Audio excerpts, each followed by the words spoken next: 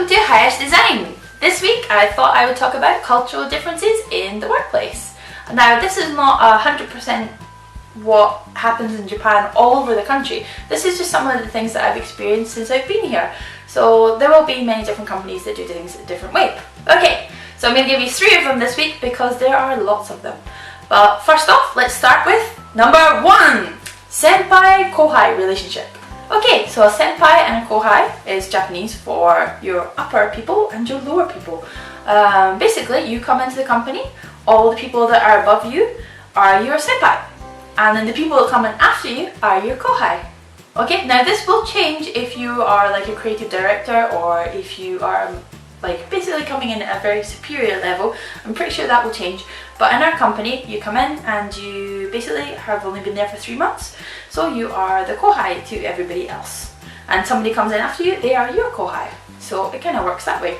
Now the kohai's tasks will be to do coffee, to give out souvenirs, to cut cake. If someone brings in cake, you will cut that and give it out to everybody, so it can be a bit tedious, especially if the people that are your senpai are like 21 and you are say 27. I'm not 27, I'm keeping that a secret, but yeah, if that is a bit odd. But you've just come into the company, you have to kind of prove yourself and you have to give out the cake and stuff.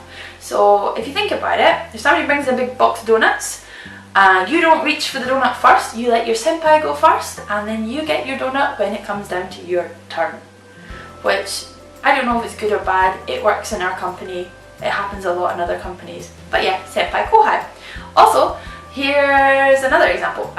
If you're at a drinking party and everybody's waiting to like have their food and stuff, you can't really eat until your senpai got their food. So don't just start eating. Stuff like that happens.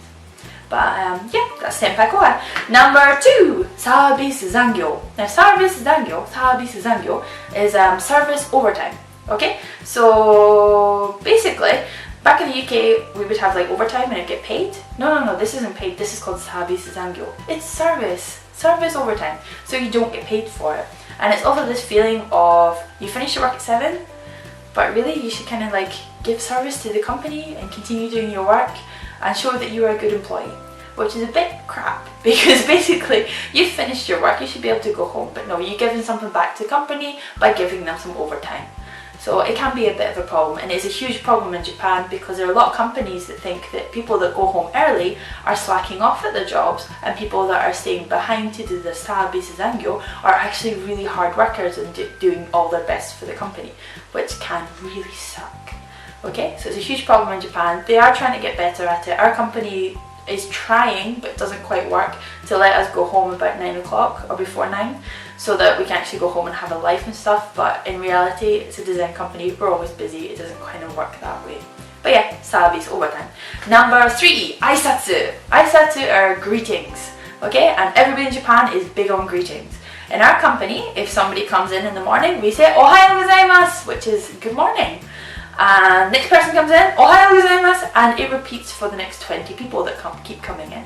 So we are very big on the aisatsu. For example, if you go on your lunch break and you come back, there's a greeting for that. It's otsukaresama desu, which is thank you for your hard work. Now I don't know about you, but somebody's just went out for their lunch, they've had a nice big meal and they've came back. I don't really see what hard work they've done, but otsukaresama desu, and we say this for every single person. Now the really good thing about this is if a client comes into a company, we all stand up and we say konnichiwa or osewa ni narimasu, which is basically, konnichiwa is hello by the way, or osewa ni narimasu is we're under your service or you're in our service or something like that. We will say hello to the customer, which is actually for the client, which is actually quite nice. Or if we're really friendly with them, we'll say otsukaresama desu. So somebody comes in the office, basically we all stand up and we say otsukaresama desu, and we give them our greetings. Also when you go home, you stand at the door and you will say osaki ni tsurei shimasu, which is basically I'm sorry for leaving before you, and then everybody else will say otsukaresama desu, which is basically thank you for your hard work. So it's a bit odd, but before you go home you're going to say sorry for leaving before you, everybody says thank you, and then you go home. So yeah, they're very big on their greetings, which is a bit weird when you just come into the company for the first time. But yeah, that's just 3 of the cultural differences that I've given you this week. There are hundreds I could go on about this for years, but I thought I'd just stop there and give you a bit of an idea of what some of the things that I've realised that since working there. If you have any questions, please please ask me. If you want to check anything else, I've got loads of links downstairs in the links panel. I will be updating next week. Please subscribe and please press the little like button, and see you next week. Bye!